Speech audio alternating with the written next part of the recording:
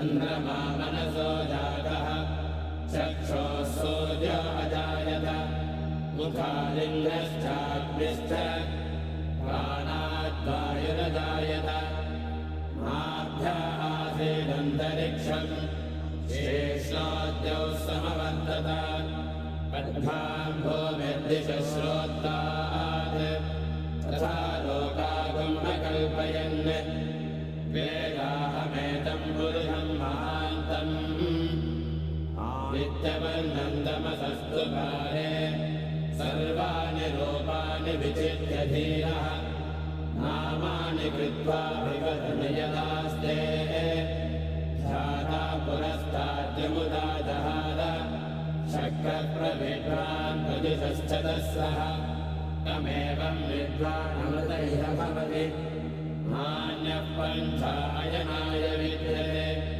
यज्ञेन यज्ञमयजन्त देवाः तानि धर्माणि प्रथमान्यासन् ते हनाकं महिमानः सचन्ते यत्र पूर्वे साध्याः सन्ति देवाः अभ्यः सम्भूतः पृथिवीरथाश्च विश्वकर्मणः समवर्तदाधि तस्य त्वष्टा विदधद्रूपमेते तत्पुरुषस्य विश्वमादानमग्रे वेदाहमेदं पुरुषं महान्तम् नित्यवर्णं तमसः परस्तात् तमेवं विद्वानमृतैः भवति नान्यः पन्था विद्यते जनाय प्रजापतिश्चरति गर्भे अन्तः अजायमानो बहुधा विजायते तस्य धीराः परिजानन्ति योनिम्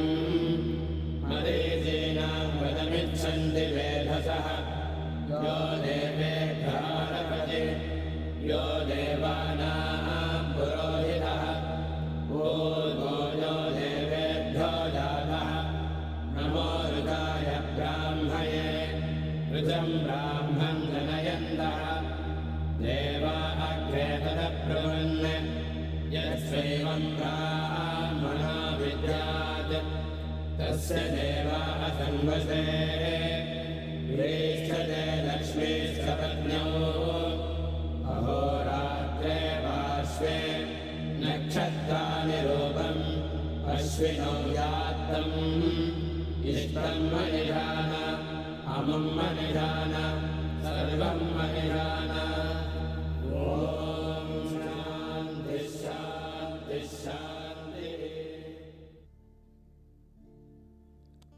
जय जय श्री राधे।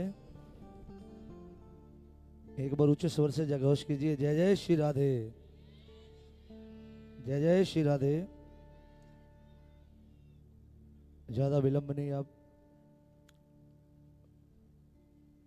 जिस पल का हमें इंतजार था वो इंतजार समाप्त हुआ। पूजनीय महाराज जी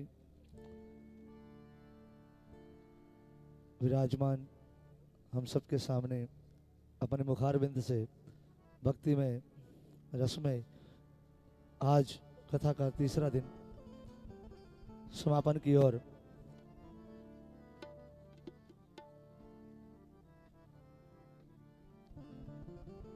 आए हुए हमारे अतिथिगण पूजनीय महाराज जी को माल्यार्पण करते हुए आशीर्वाद लेते हुए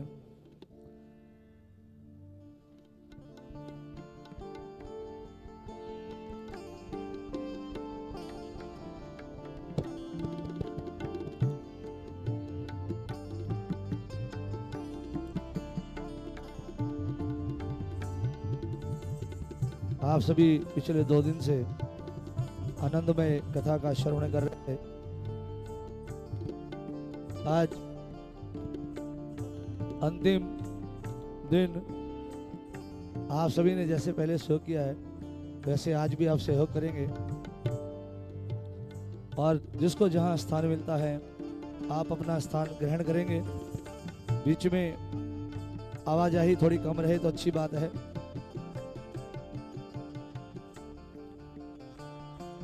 हमारे सभी मुख्य अतिथिगण यजमान हमारे बीच में पहुंचे हैं। उन सभी का हार्दिक हार्दिक धन्यवाद, शुक्रिया, मेहरबानी। और हमारी गोकुल धाम सोसाइटी के एक गोकुल धाम गोरेगांव मुंबई में है, जिसे आप देखते हैं तारक मेहता का उल्टा चश्मा वाले, लेकिन एक गोकुल धाम हमारे विष्णु शर्मा जी ने बनाई है, गोकुल धाम सोसाइटी, जिनके ऑर्गेनाइजर भैया विष्णु शर्मा जी हैं। अपनी नेक कमाई में से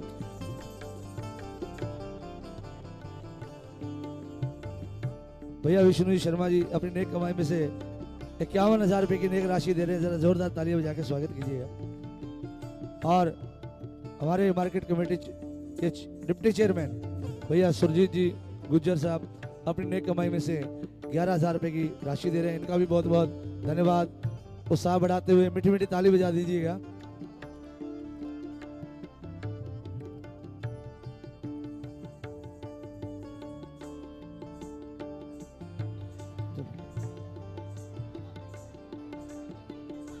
तो मैं अपनी वाणी को विराम देता हुआ प्रेम से कहिए जय श्री राधे।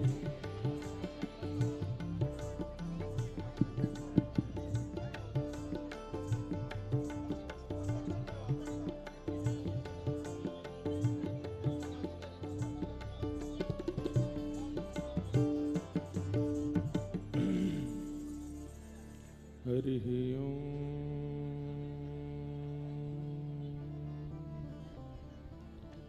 श्रीमते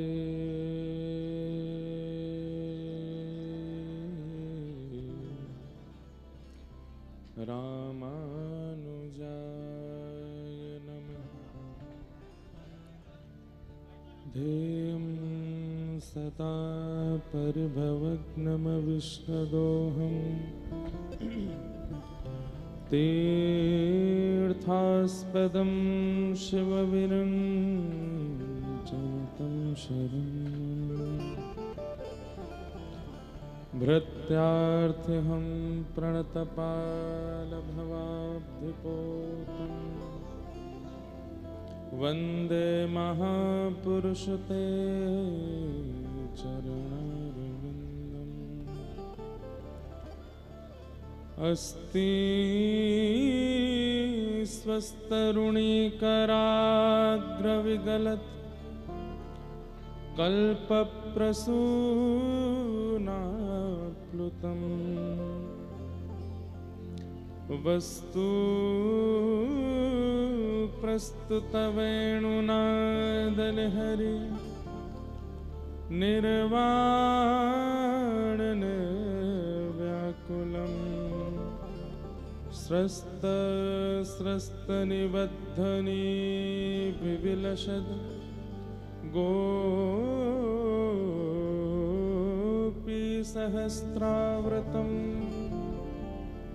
हस्तन्यस्तनतापवर्गमखिलो दारं किशोराकृति कृष्णत्वदीयपदपङ्कजपञ्जरान्ते अद्यैव मे विशतु मानसराजहंस प्राणप्रयाणसमये कफवातपित्तैः कण्ठावरोधनविधो स्मरणं कुतस्ते। लक्ष्मीनाथसमारम्भां नाथयामुनमध्यमाम् अस्मदाचार्यपर्यन्तां वन्दे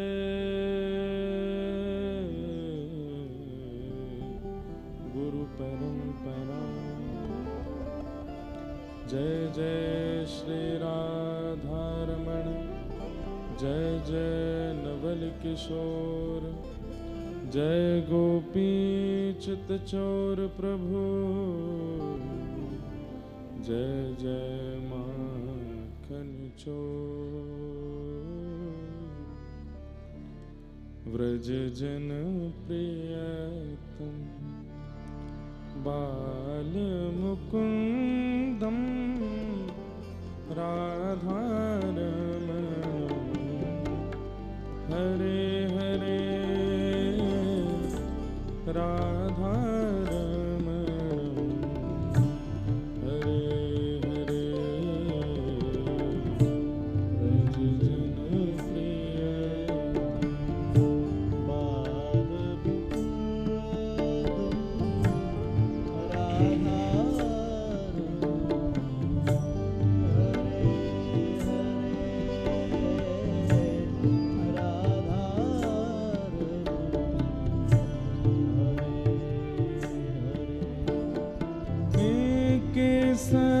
केसरतिलकं कृष्णवरणं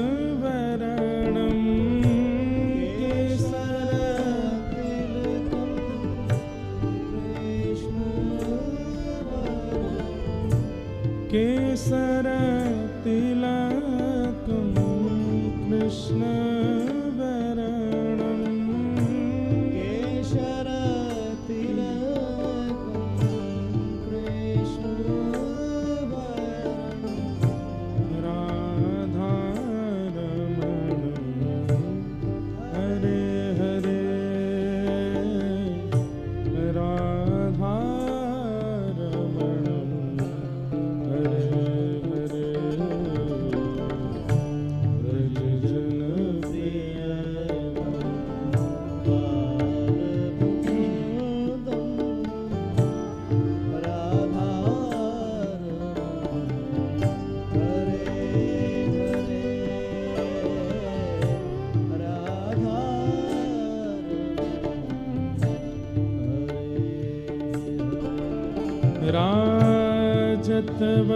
राजतवनमालं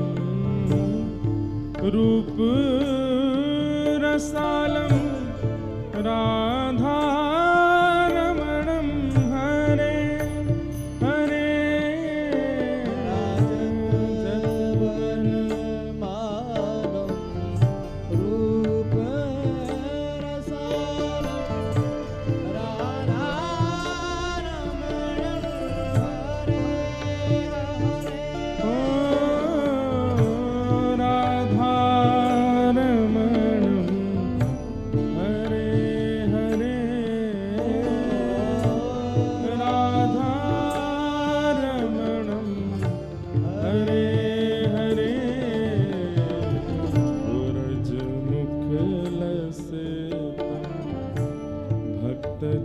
चितवसितं राधारमणं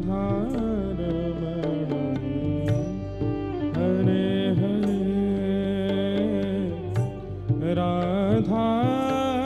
राधारमणं हरे हरे व्रजजन प्रियतम बालमुकुन्दं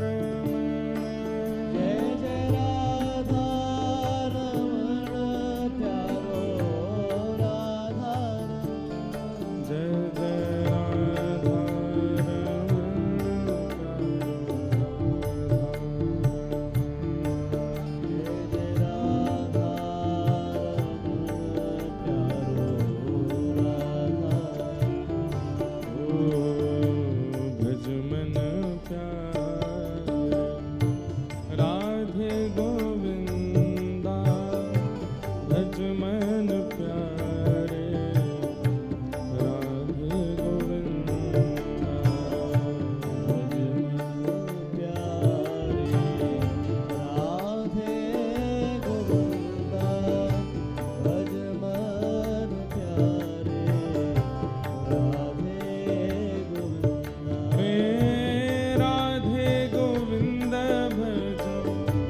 राधे गोविंदा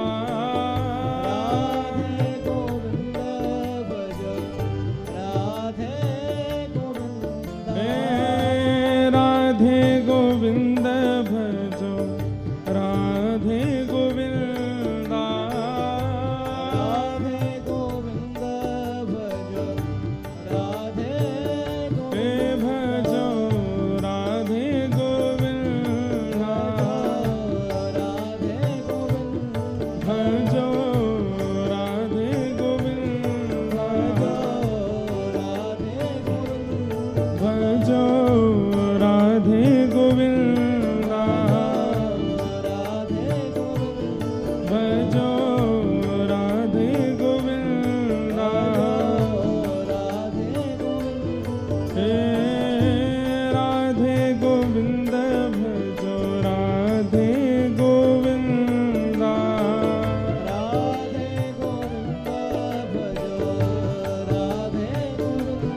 ओ राधे गोविंद भजो राधे गोविंदा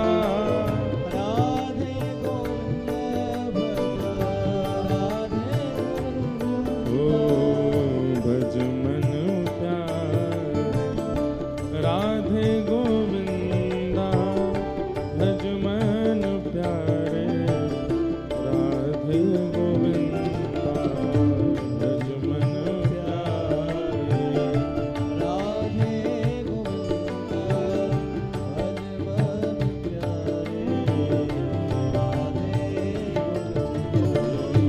भज मन प्यारे राधे गोविंदा भज मन प्यारे राधे गोविंदा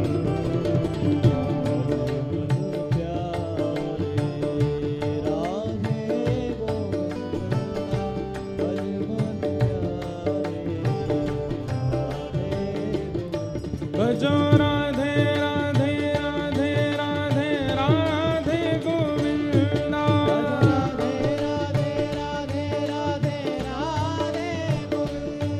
भजो राधे राधे राधे राधे राधे गोविंदा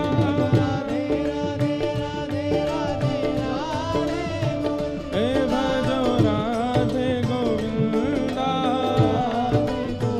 हे भजो वृंदावन चंदा हे भजो राधे गोविंदा हे भजो वृंदावन चंदा हे भजो राधे राधे राधे राधे राधे गोविंदा भजो राधे राधे राधे राधे राधे गोविंदा हे भजो राधे राधे राधे राधे राधे गोविंदा हे भजो राधे राधे राधे राधे राधे गोविंदा श्री राधा रमण लाल भजो राधे गोविंदा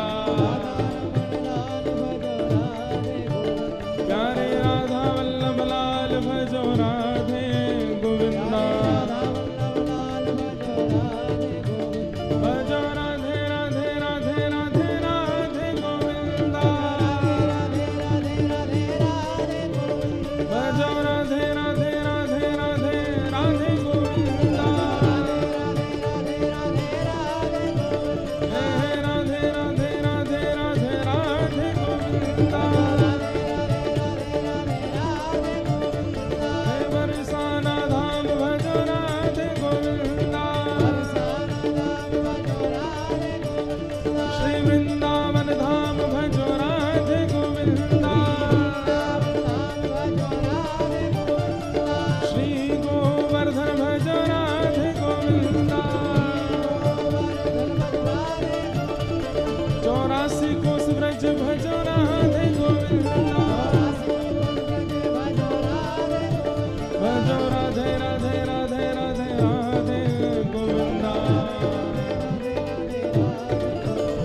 भजो राधे राधे राधे राधे राधे गोविंदा हे भजो राधे राधे राधे राधे राधे गोविंदा भजो राधे राधे राधे राधे राधे गोविंदा हे भजो राधे राधे राधे राधे राधे गोविंदा हे भजो राधे राधे राधे राधे राधे गोविंदा जय जय श्री राम जय जय श्री राम जय जय श्री राम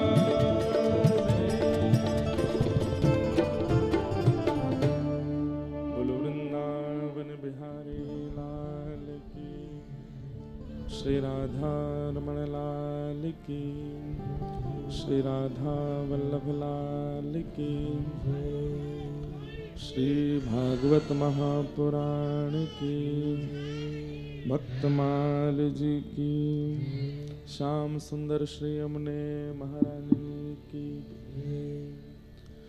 गंगा मैया की सब संतन की सब भक्तन की सब विप्रन की 84 कोस ब्रजमंडल धाम की श्री राधा गिरधर लाल की जय जय श्री राधे जय जय श्री राधे जय जय श्री राधे।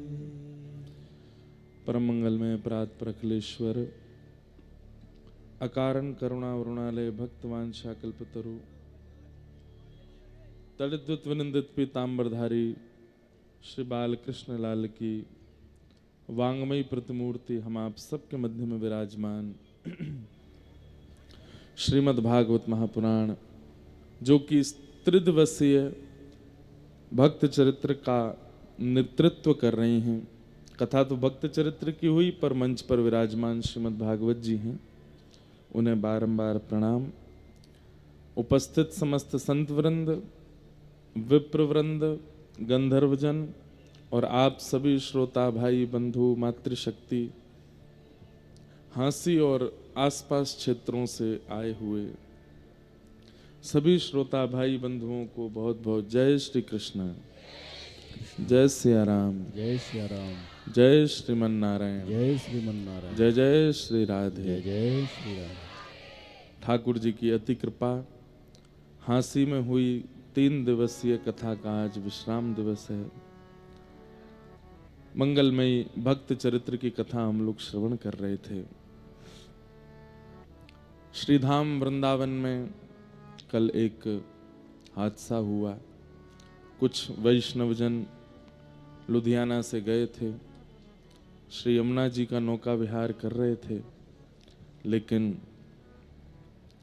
किसी कारणवश वो नौका डूबी और कई सारे वैष्णव भक्त वृंद श्री यमुना जी की गोद में विराजमान हो गए। हम आप सब लोग ठाकुर जी से यहीं बैठ कर के कथा में प्रार्थना करते हैं कि वे समस्त वैष्णव भक्त वृंद जो श्रीधाम वृंदावन में श्री यमुना जी में विलीन हुए हैं, उन सबको श्री जी अपने चरणों में निवास प्रदान करें। और ठाकुर जी से प्रार्थना कि पुनः ऐसी कोई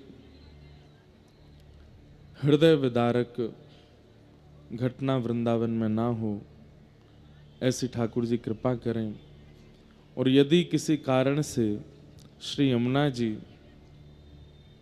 हम आप सब से या इस संसार के नियमों से कष्ट में तो वे हैं, ये बात तो आपको माननी पड़ेगी। श्रीधाम वृंदावन में यमुना जी का स्वरूप जैसा होना चाहिए वैसा नहीं है। श्री अयोध्या जी में भी कथा के विश्राम दिवस मैंने इस विषय पर बहुत जोर देकर के बोला था। कृष्ण जन्मभूमि के लिए खूब आवाज उठाई जा रही है, खूब बोला जा रहा है, राम मंदिर बन गया, हमें अब कृष्ण जन्मभूमि चाहिए, बहुत अच्छी बात है, हमारा समर्थन है। लेकिन श्री ठाकुर जी को अति प्रिय व्रज वृंदावन में जो 4 वस्तु हैं, उनमें से पहले हैं श्री गोवर्धन नाथ गिरिराज जी, दूसरी हैं वृक्ष यानी कि वन, तीसरा है रज, और चौथा है श्री यमुना जी। और इन चारों को ही आप वृंदावन जाकर के देख लीजिए, चारों की ही स्थिति हम लोगों ने खराब कर रखी है। गिरिराज जी का स्वरूप भी बिगड़ रहा है, इस बात को ध्यान से सुनिएगा, कथा में भले ही ध्यान नहीं लगाइएगा लेकिन इस विषय को सुनिए। गिरिराज जी का स्वरूप बिगड़ता जा रहा है, वहां कूड़ा कचरा आदि सब गिरिराज जी पर डाल दिया जाता है। कई बार 84 कोस परिक्रमा लगती हैं तो यात्रीगण सुबह सुबह जो स्नान आदि और बाकी सब क्रियाओं का क्रम है वो गिरिराज जी की तलेटी में ही कर देते हैं। कितनी कष्टदायी बात है, जिसको ठाकुर जी पूजते हैं ऐसे गिरिराज जी पर हम लोग कैसी स्थिति कर रहे हैं। वृक्षों की तो पूछिए ही मत, वृंदावन अब वृंदावन नहीं है, बिल्डिंग वन हो गया है। वृंदा यानी तुलसी का वन, वृंदा यानी श्री कृष्ण के प्रेमी भक्तों का वन। अब तुलसी वन की जगह, भक्त वृंद की जगह पर्यटन वन हो गया है, बिल्डिंग वन हो गया है वृंदावन, हाईटेक वन हो गया है वृंदावन।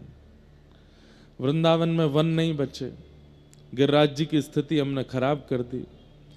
रज भी अब सब जगह से लगभग समाप्त होती जा रही हैं, विश्राम होती जा रही हैं।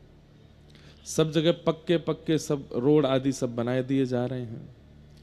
और श्री यमुना जी में तो आचमन ही नहीं कर सकते आप। यदि आपने आचमन किया तो आपको घनघोर पीलिया की बीमारी हो जाएगी या कोई और रोग लग जाएगा। क्यों? यमुना जी है ही नहीं, यमुना जी है ही नहीं। यमुना नगर आपके हरियाणा के बाद यमुना जी का स्वरूप नहीं है। फिर हम लोग सब लोग जो व्रजवासी हैं, ये दिल्ली के लोगों का चरणामृत पी रहे हैं वृंदावन में। यमुना जी नहीं है वहां पर। दिल्ली के लोगों का स्नान का जल और आदि आदि जो दूषित जल है वो वृंदावन में आ रहा है। यमुना जी का स्वरूप हमने वहां से बिल्कुल अंतर ध्यान कर दिया है। हम ज्यादा कथा के अलावा कोई और बात करते नहीं कथा में, लेकिन अब लगता है कि युवा इतने सुनते हैं, इतनी हमारी बात मानते हैं, हमारी कथा का पालन करते हैं, तो इस बात का पालन करें। हम सब मिलकर के ठाकुर जी से नहीं, अब सरकार से प्रार्थना करें कि वृंदावन में यमुना जी लाइए, कृष्ण जन्मभूमि आ जाएगी, पहले यमुना जी का आना आवश्यक है।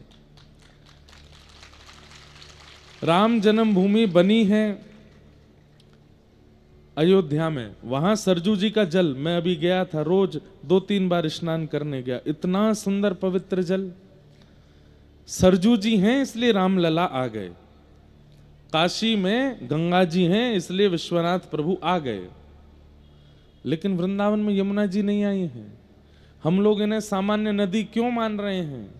पटरानी हैं। ये ठाकुर जी की स्वरूप शक्ति है। मथुरा में जब ठाकुर जी का जन्म हुआ, सबसे पहले कारागृह से बाहर निकलते ही, गोकुल जाने से पहले ठाकुर जी का स्वागत किसने किया? श्री यमुना जी ने किया। यमुना जी को स्पर्श देने के बाद गोकुल में प्रवेश करते हैं ठाकुर जी। आज उन यमुना जी का स्वरूप देखिए वृंदावन में, बिल्कुल काला पानी है यमुना जी का। आप स्नान तो छोड़ दीजिए, पान भी नहीं कर सकते। ऐसी यमुना जी का स्वरूप कर दिया गया है। जिस यमुना जी के तट पर ठाकुर जी विहार करते हैं, उन यमुना जी का स्वरूप ही नहीं बचा है। हम ये नहीं कह रहे हैं कि यमुना जी क्रोध में आकर के ऐसा कर रही हैं, पर कहीं ना कहीं वो पीड़ा में तो हैं। और कब से हैं? 10 साल 20 साल हो गया यमुना जी का पवित्र जल नहीं है। इसलिए हमारी प्रार्थना है कि श्री यमुना जी के शुद्धिकरण पर आप सब लोग भक्त वृंदावन जाके आवाज उठाया कीजिए, प्रार्थना कीजिए कि श्री यमुना जी का जल पुनः व्यवस्थित हो, स्नान करने योग्य, पान करने योग्य हो। यमुना जी सुव्यवस्थित और सुंदर हो जाएंगी तो वृंदावन का सब रूप, सब स्वरूप, सब मंगलमय हो जाएगा। जब घर की रानी ही दुखी है तो घर के बाकी लोग प्रसन्न कैसे रहेंगे? वृंदावन की रानी, महारानी श्री यमुना जी हैं। और एक बात आपको बता दूं, श्री यमुना जी में और किशोरी जी में कोई भेद नहीं है। किशोरी जी का ही जल निमग्न स्वरूप श्री यमुना जी हैं, और उन्हीं यमुना जी का स्वरूप ऐसा बिगाड़ करके हम किशोरी जी को पीड़ा में डाल रहे हैं। इसलिए जो दुर्घटना कल हुई है उसके लिए हम आप सब लोग नेत्र बंद करके ठाकुर जी से प्रार्थना करें और वंदन करते हुए निवेदन करें कि हे ठाकुर जी, हम भक्तों से जो अपराध बनता है आप कृपा करके हमें उसका दंड दें, लेकिन ये जो वृंदावन में और व्रत 84 कोस में जो ऐसी लीलाएं हो जाती हैं जहाँ पर लोगों के प्राण चले जाते हैं, हे नाथ हम कलयुगी जीव हैं, हम पर थोड़ी दया कीजिए। इस प्रकार कभी किसी का यात्रा के दौरान ऐसा स्वरूप ना हो, हे नाथ ऐसी कृपा करना। हम सबको क्षमा कीजिए, हमसे जो अपराध बने हैं। और जो लोग भी श्री यमुना जी में विराजे हैं उनके लिए प्रार्थना है कि वे श्री ठाकुर जी की चरण सन्निधि प्राप्त करें। उनके परिवार के लोग सब दुखी तो बहुत हैं, कष्ट में तो बहुत हैं, लेकिन श्री जी कृपा करें, ठाकुर जी कृपा करें।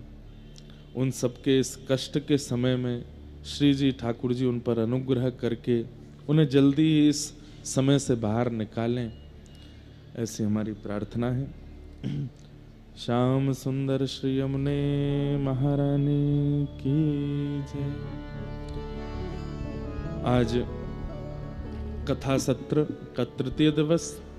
कल जैसा हमने कहा था, सूरदास मदन मोहन श्री सूरध्वज जी महाराज, उनका चरित्र आज हम कहेंगे।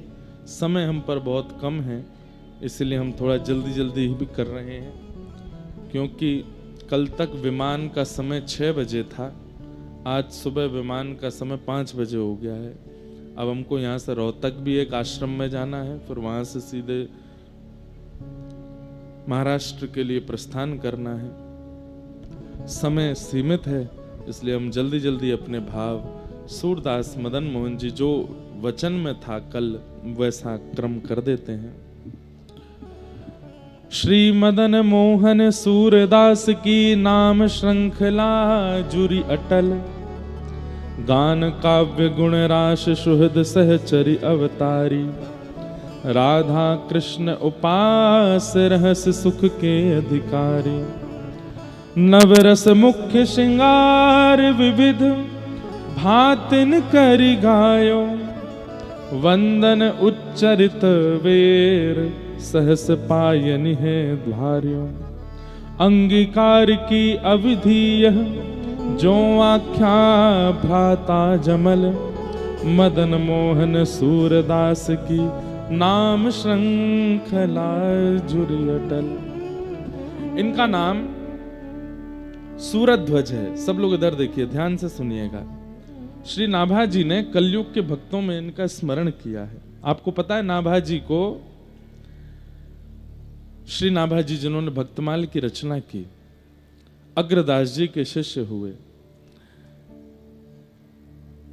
नेत्र बंद करके अपने गुरुदेव की पंखा सेवा कर रहे थे, और यहां गुरुदेव ध्यानस्थ बैठ करके अपने मानसी में ठाकुर जी का चिंतन कर रहे थे।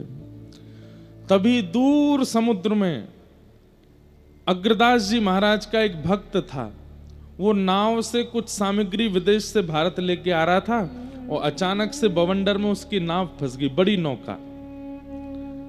जैसे ही नौका नाव के बवंडर में फंसी, जल के बवंडर में, तो जो नौका का मुख्य कैप्टन था उसने कहा, बोले भैया अब हम सब लोगों की प्राण नहीं बचेंगे, अब हम लोग बचने से हम बच ही नहीं सकते, इतना भयानक बवंडर आया है सामने समुद्र में, कोई नहीं बचा सकता।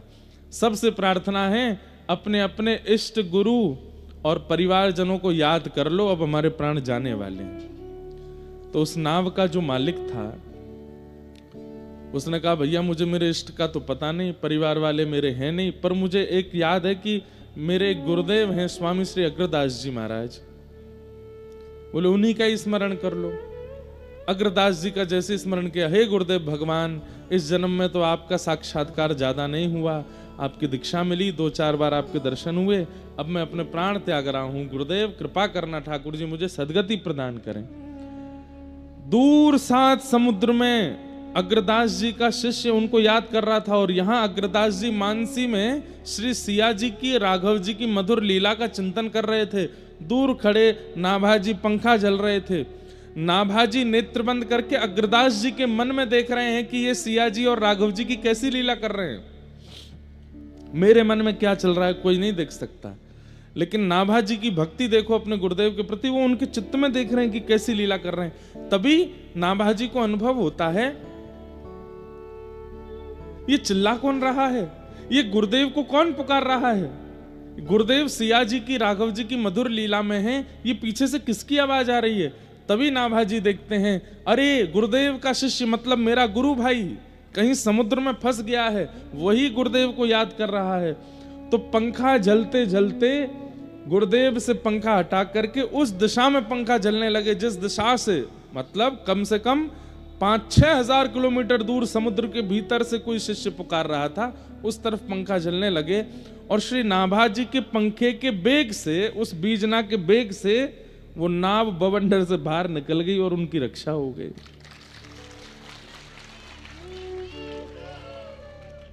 अग्रदास जी महाराज को जब सेवा पूरी हुई तब उन्होंने चिंतन किया कि कौन शिष्य पुकार रहा था बीच में। तब जाके देखा तो वो एक शिष्य रो रहा था, उसकी नाव फंस गई थी। अचानक वो नाव उस बवंडर से बाहर निकल गई। कैसे? तब जब इसके भीतर झांक करके देखा तो उनको पता चला, अरे मैं तो सिद्ध हूं, ये मेरा भक्त तो मुझसे भी ज्यादा सिद्ध है। ये नाभाजी यहां खड़े खड़े पंखा जला करके उसको निकाल दिया वहां से। ए नाभाजी, ये योग्यता तुम में कैसे आई? गुरुदेव सब आपकी कृपा है। तो बोले इस योग्यता का फिर लाभ लो। क्या? हरि का यश तो बहुतों ने गाया, हरि भक्तों का यश गाओ। तुम्हारे चित्त में एक योग्यता है कि तुम नेत्र बंद करके किसी का भी दर्शन कर सकते हो, तो जाओ अपने भूतकाल में, और भूतकाल में जितने भक्त पृथ्वी पर हुए उन भक्तों का यश लिखो। गुरुदेव कैसी कृपा, ये कितनी बड़ी आज्ञा आपने दी। बोले मैं बैठा हूं, तुम लिखो। तब श्री नाभाजी ने भक्तमाल की रचना की और उसमें भक्तों के यश गाए। तो सतयुग के भक्त वहां से प्रारंभ किया, सतयुग के भक्त, त्रेता के भक्त, द्वापर के भक्त, कहां तक ने कलयुग के भक्तों का वर्णन किया। लेकिन इन्हीं भक्तों के चरित्र में जैसे ही वे वृंदावन के भक्तों का चरित्र लिखने का मन उनका बना, चित्रकूट के भक्त लिखे, अयोध्या जी के भक्त लिखे, भारत के अनेक जगह के भक्तों का वर्णन किया, लेकिन तभी नाभाजी का मन हुआ कि अब मैं वृंदावन के भक्तों का यश लिखूं। तो वृंदावन के भक्तों में सबसे पहले श्री हितरिवंश महाप्रभु। जैसे ही वो चाह रहे थे कि अब होता क्या था कि भक्त जन उनके मन में आके प्रकट होते थे और प्रकट होके अपनी पूरी लीला उनको दिखाते थे, और तब श्री नाभाजी उनका चरित्र लिख देते थे। लेकिन वृंदावन के भक्त हृदय में नहीं आए ही नहीं। बहुत प्रयास किया लेकिन वृंदावन के भक्तों ने चित्त में आगमन नहीं किया। तब श्री नाभाजी ने अपने गुरुदेव से कहा, गुरुदेव मैंने सारे विश्व के भक्तों का चरित्र लिख दिया, लेकिन ये वृंदावन के भक्तों का स्मरण क्यों नहीं हो रहा, ये चित्त में वृंदावन के भक्त क्यों नहीं आ रहे हैं, रस उपासना श्री जी के चरणाश्रित भक्त मेरे चित्त में क्यों नहीं आ रहे हैं। तब श्री अग्रदास जी ने कहा, तुमने भक्तमाल लिखने से पहले दशावतार स्तुति गाई थी। ध्यान से सुनना, तुमने भक्तमाल लिखने से पहले 24 अवतार, दशावतार की स्तुति गाई थी, और उन अवतारों का वर्णन करते तो उन अवतारों के जो उपासक हैं वो सब तुम्हारे चित्त में आ गए। वृंदावन को भजने वाले 10 अवतार, 24 अवतारों के उपासक नहीं है, वो तो श्री जी के उपासक हैं। जब तक श्री जी को प्रणाम नहीं करोगे तब तक वृंदावन के भक्त नहीं आएंगे। तब अग्रदास जी महाराज बोले, नाभाजी तुम रुको, मैं श्री जी को प्रणाम करता हूं। और तब श्री अग्रदास जी ने श्री जी को प्रणाम किया। किशोरी जी का एक पद गाया, अब वो विषय बहुत लंबा होगा। पद गाया, जैसे ही किशोरी जी को प्रणाम किया, आहा, हमारे माई श्यामा जू को राज, हमारे माई श्यामा जो जाके अधीन सदा ही सांवरो, जाके अधीन सदा ही सांवरो, या ब्रज को सिरताज, या ब्रज को सिरताज, हमारे माई श्यामा जो को राज, हमारे माई श्यामा जो को राज। जैसे ही किशोरी जी को प्रणाम किया, 24 अवतारों को प्रणाम किया था, तो 24 अवतारों को भजने वाले भक्त चित्त में आ गए। लेकिन जैसे किशोरी जी को तप्त कांचन गौरांगी श्री राधे वृंदावनेश्वरी अग्रदास जी ने जैसे ही प्रणाम किया, तुरंत श्री नाभा गोस्वामी जी के चित्त में श्री हितरवंश महाप्रभु, स्वामी श्री हरदास जी महाराज, श्री हरिराम व्यास जी महाराज आदि आदि व्रज सरीखे भक्त जो व्रज के उपासक हैं, रस के उपासक हैं, श्री जी के बिना किसी को जानते ही नहीं है, वो सब चित्त में आने लग गए, प्रकट होने लग गए। और तब व्रज रसिकों का पद उन्होंने भक्त लिखे हैं। उसी श्रृंखला में श्री सूरध्वज जी महाराज, जिनको सूरदास मदन मोहन, अब इनका नाम सूरदास क्यों हुआ जब नाम इनका सूरध्वज था? तो देखो बंधुओं, प्राचीन भक्तों के जब आप पद सुनेंगे, वे पद लिखते थे तो पद के अंत में नाम होता था। जैसे मीरा के प्रभु गिरधर नागर, सब जगह जहां भी मीराबाई का पद मिलेगा आपको, पद के अंतिम पंक्ति में मीराबाई की ये छाप होगी, मीरा के प्रभु गिरधर नागर, है ना। ऐसे सूरदास जी के जब आप पद पढ़ोगे तो सूरदास जी का नाम नीचे होगा। सूर कितों ही ये सुख पावत है, सूरदास के हरि अब कब मिलोगे, ऐसे सूरदास जी का नाम। हितरवंश महाप्रभु का कोई भी पद होगा तो जय श्री हित हरिवंश, ये छाप होगी अंत में। हरिराम व्यास जी का कोई भी पद होगा तो अंत में व्यास शब्द से संबोधित होगा। लेकिन सूरध्वज जी महाराज का नाम सूरदास कैसे पड़ा? तो बोले एक बार एक पद लिख रहे थे, रात्रि भर बैठे बैठे उस पद की रचना की। पद की रचना करते करते अंतिम पंक्ति इनके मन में कोई याद नहीं आ रही थी, तो सो गए। और जैसे ही सुबह उठे तो वो पंक्ति लिखी हुई थी। क्या लिख रहे थे?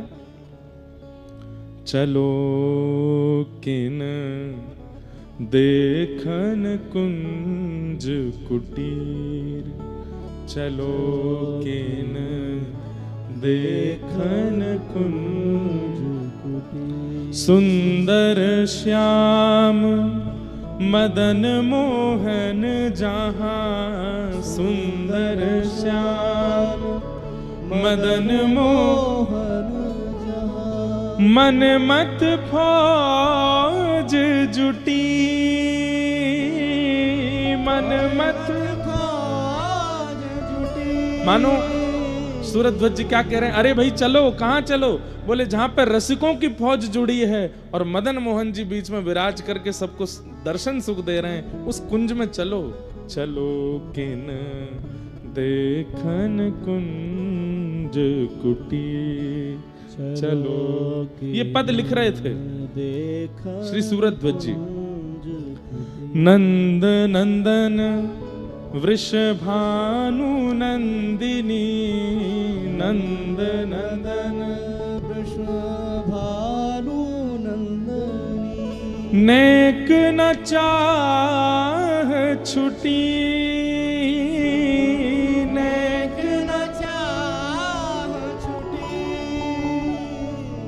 हे सुरत सेज पर लरती अंगना, सुरत सेज पर लरती अंगना, मुक्ता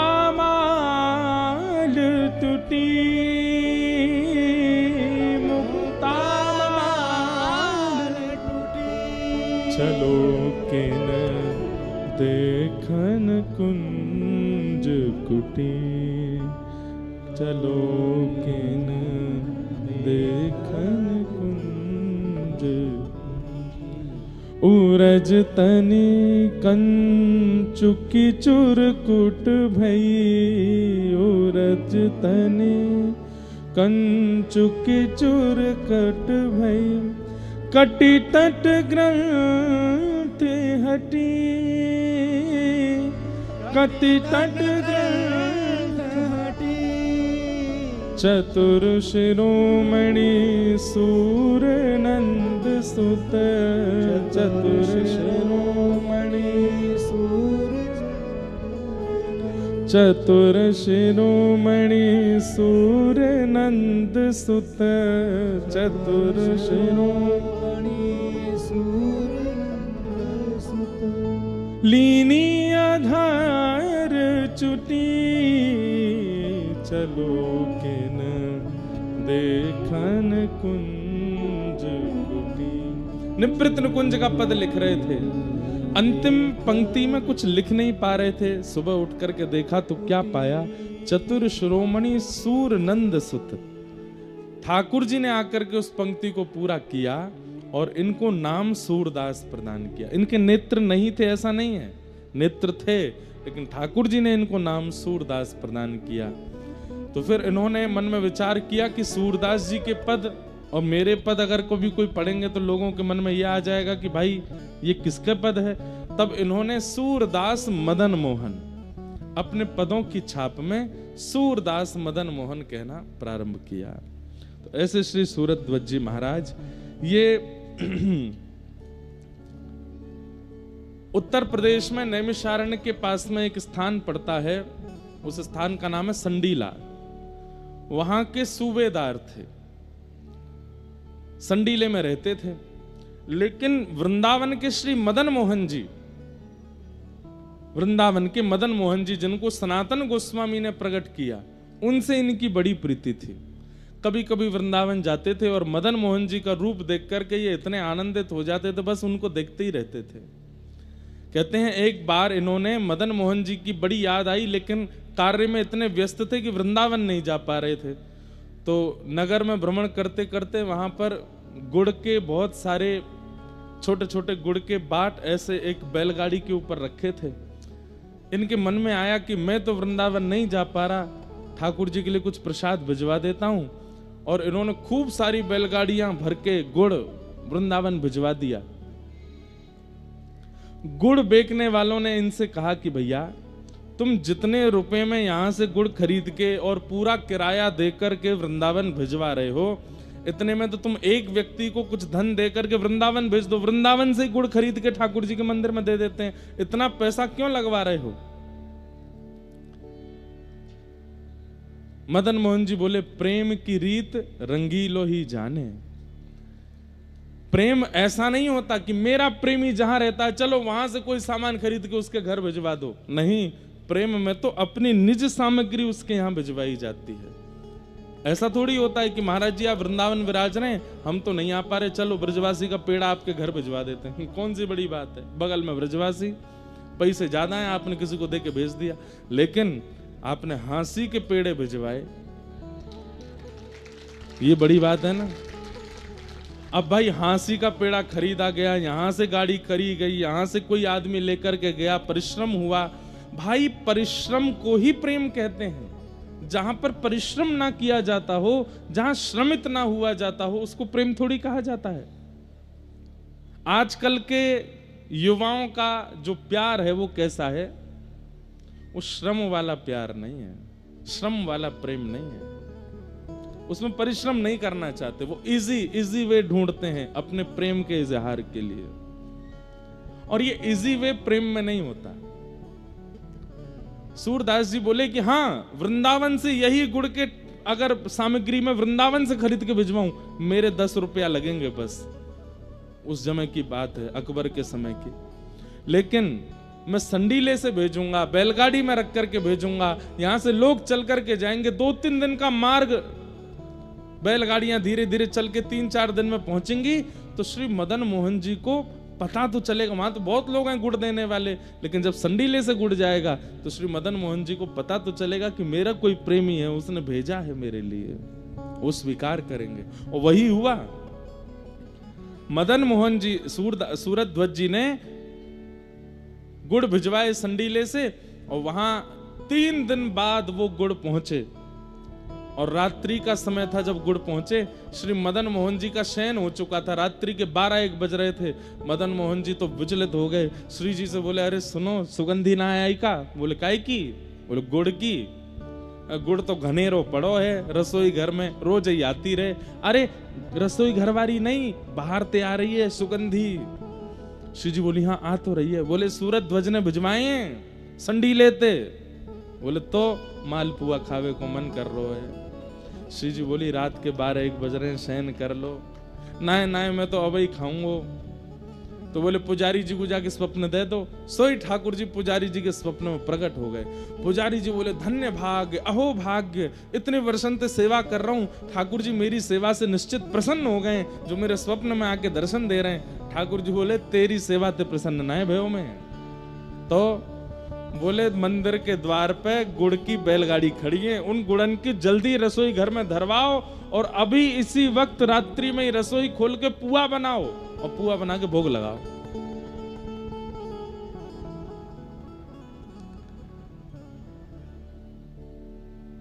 पुजारी जी बोले, अच्छा तो मेरे प्रेम से नहीं रीझे हो आप? ठाकुर जी बोले, तो तू रीझ जाऊंगा, लेकिन तू पहले पुआ बनवा। तो पुजारी जी बोले, जय जय, नेक देर रुक जाओ, 4 बजे तक सो लो, फिर मैं उठ के बढ़िया बनाई दूंगा। और गुड़ तो बहुत धरो है, पहले पुराना जो रखो है बाकू प्रयोग में ले लेंगे, नए वाले को फिर धीरे धीरे लेते रहेंगे। तो ठाकुर जी क्रोधित हो गए और स्वप्न में ही डांटने लगे। बोले, देख तू सवेरे उठेगो, तुम रसोई जैसे स्नान करवे जाएगो, स्नान घर में गिर जाएगो, तेरा मूड फूट जाएगो। अब ही उठ के जा, और अब ही आ वक्त जाए के भारत गुड़ लाए के मुकु पुआ बना, मुकु अब ही पवा, मेरे प्रेमी ने भेजो है। यहां पर भक्तमाल टीकाकार एक इसमें बहुत सुंदर एक दृष्टांत दे रहे थे, मैं कल पढ़ रहा था।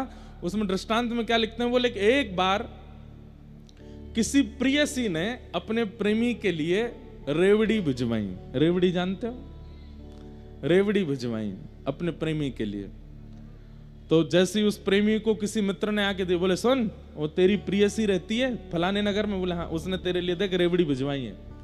तो वो इतना खुश हो गया, उसको हृदय से लगा के रखे, तकिया के पास रखे, रोज एक खाता था उसमें से, मेरी प्रियसी ने भिजवाई है। एक दिन वो खा रहा था, रात्रि का समय था, उजाला था नहीं, तो ऐसे रेवड़ी मुंह में डाल डाल के खा रहा था, तो अचानक से मुंह में ना लग के नाक पे लगी रेवड़ी, और वो गिर गई नीचे। तो अब वो इतना दुखी हो गया, अरे रेवड़ी गिर गई। तो उसने क्या किया, बोले दुकान पर गया, वहां से जाकर के सरसों का तेल खरीद के लाया, उसके बाद एक बाती खरीद के लाया, जलाया उसको, दिया सलाई से माचिस से जला करके, अब उसको लेकर के दिया लेकर के नीचे जमीन में ढूंढ रहा है वो रेवड़ी कहाँ है। एक और दिया जलाया, अपने 2-4 मित्रों को दिया, बोले तुम भी ढूंढो रेवड़ी। मित्र बोले, रेवड़ी ही तो है भैया, तू 10-10 रुपया खर्च करके ये दीपक जला रहा है, तेल लेके आ रहा है, उसमें लौ लगा रहा है, इतने में तो नई कितनी रेवड़ियां आ जाएंगी। बोले तू नहीं जानता, ये मेरी प्रियसी ने भेजी है, वो एक भी कितनी कीमती है।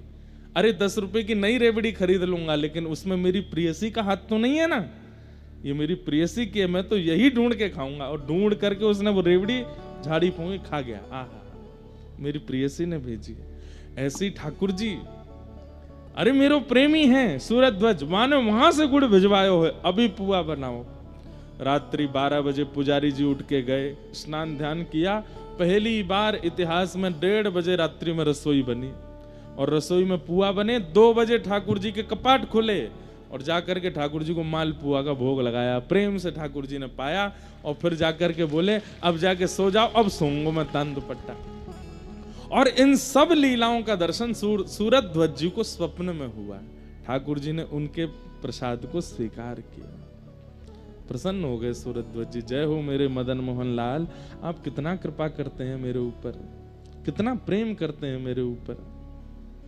ऐसे श्री सूरत ध्वज जी का प्रेम श्री ठाकुर जी से अनंत बन गया।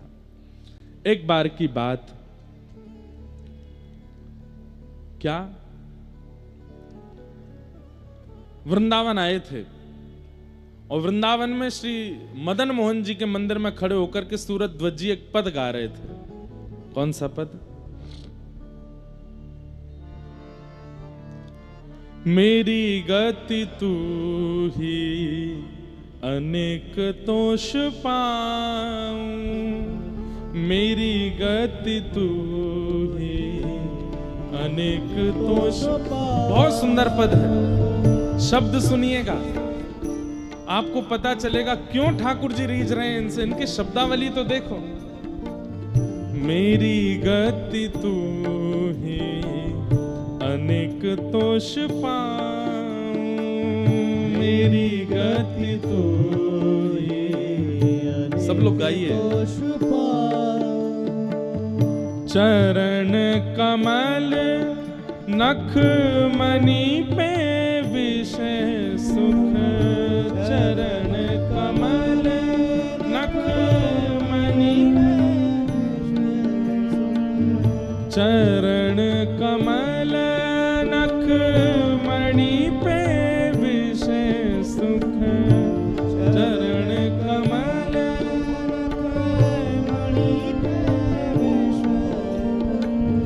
घर घर जो डोले हरि तो तुम, घर घर जो डोले हरि तुम।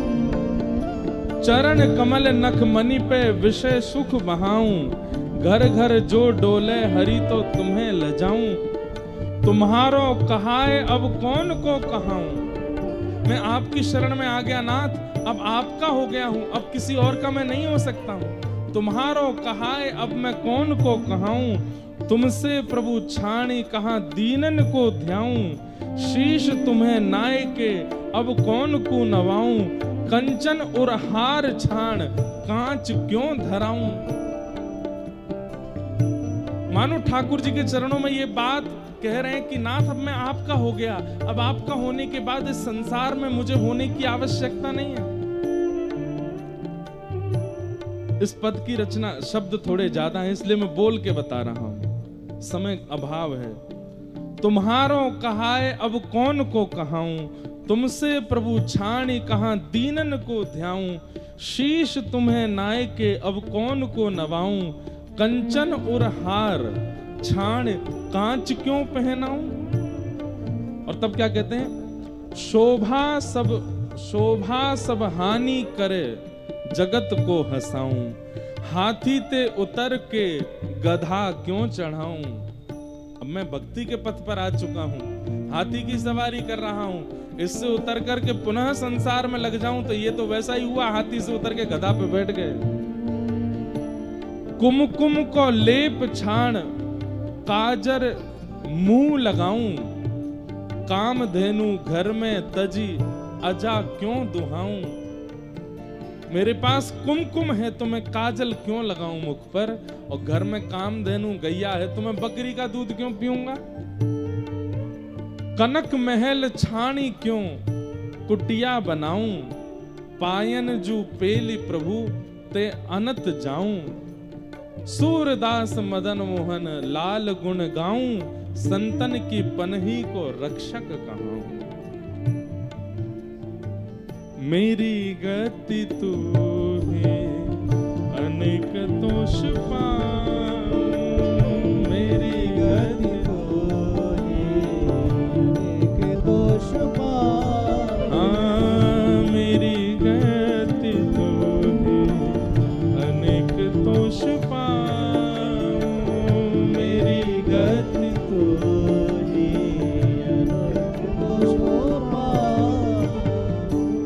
नेत्रों में अश्रु भरे हैं और ठाकुर जी से बस यही कह रहे हैं, नाथ मैं आपको छोड़ के किसी और का नहीं हो सकता, बस आपका हूं। और अंत में सूरध्वज जी ने जैसे ही कहा, सूरदास मदन मोहन लाल गुण गाऊं, संतन की पनही को रक्षक कहाऊं। तो पीछे खड़े एक महात्मा सुन रहे थे, जैसे ही इन्होंने कहा संतन की पनही को रक्षक कहूं, पनही मतलब चप्पल, पनही मतलब पादुका। तो उन संत के मन में आया, ये कह रहे हैं संतन की पनही को रक्षक, बड़ी बड़ी बात बोल रहे हैं मंदिर में खड़े होकर के, लेकिन ये कर नहीं सकते इस कार्य को। अरे संतन, भैया एक बात बहुत ध्यान से सुनना, हरि की सेवा बहुत सरल है, हरिजनों की सेवा सरल नहीं है। आप ठाकुर जी को भोग लगाओ, मिर्च ज्यादा हो गई, नमक ज्यादा हो गया, रोटी कच्ची रह गई, ठाकुर जी कुछ नहीं कहेंगे, पालेंगे। लेकिन हरिजन का भोग लगाओगे, हरिजन टोक देगा, भैया देखो इसमें बहुत मिर्च डाल दिया आपने, रोटी थोड़ी कच्ची रह गई है, ढंग से सेक के लाओ। ठाकुर जी को कैसे भी जल से स्नान करा दो, बेचारे यूं ही बैठे रहेंगे, नहा लेंगे, कुछ भी पहना दो यूं नहीं कहेंगे कि ये चुभ रहा है। लेकिन संतों को जब आप माला पहनाने जाओगे तो माला गीली है, संत तुरंत उतार देंगे, भैया थोड़ा देख के पहनाओ, इसमें इतना जल भरा है, तुम हमको पहना रहे हो, गीले हो गए हम। चरण धो रहे हो, थोड़ा ताता जल लेके आओ, ऐसे जल से कैसे धुला रहे हो। ये वस्त्र नहीं, हम ऐसे नहीं, ऐसे वस्त्र पहनते हैं। संत जन तो बोल देंगे, ठाकुर जी थोड़ी बोलेंगे। तो हरि की सेवा बहुत सरल है, हरिजनों की सेवा सरल नहीं है। इसलिए कोई ठाकुर जी की अष्टयाम सेवा कर रहा है तो कोई बहुत बड़ा तीसमार खां नहीं है वो, लेकिन कोई हरि भक्तों की सेवा कर रहा है तो इसका मतलब है ठाकुर जी की बहुत बड़ी कृपा है।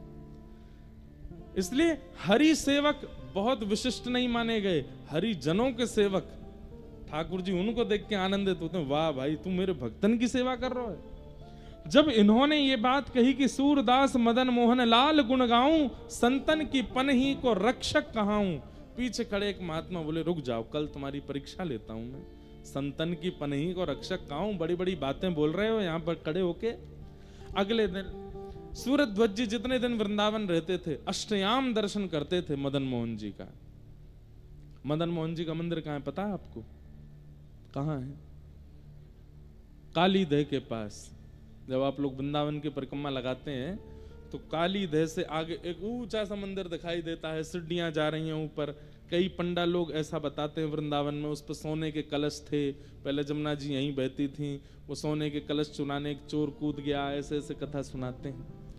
अब वो मदन मोहन जी कहाँ हैं? अब करौली में है, राजस्थान में। मदन मोहन जी, गोपीनाथ जी, गोविंद देव जी और जुगल किशोर जी, ये सप्तनिधियों के कुछ ठाकुर हैं जो राजस्थान और मध्य प्रदेश में विराजमान है। बाकी राधा वल्लभ जी, राधा रमन जी, बांके बिहारी जी, ये वृंदावन में ही विराज रहे हैं। बीच में बिहारी जी भी गए थे भरतपुर, लेकिन राधा वल्लभ जी और राधा रमन जी ये अखंड ब्रजवासी हैं, कभी ब्रज छोड़ के नहीं गए। चाहे मुगल आ गए, चाहे कोई स्थिति आ गई, राधा रमन जी और राधा वल्लभ जी ये सदा वृंदावन में ही रहे हैं। बाकी सब ठाकुर नेक नेक व्रज से बाहर जा चुके हैं। तो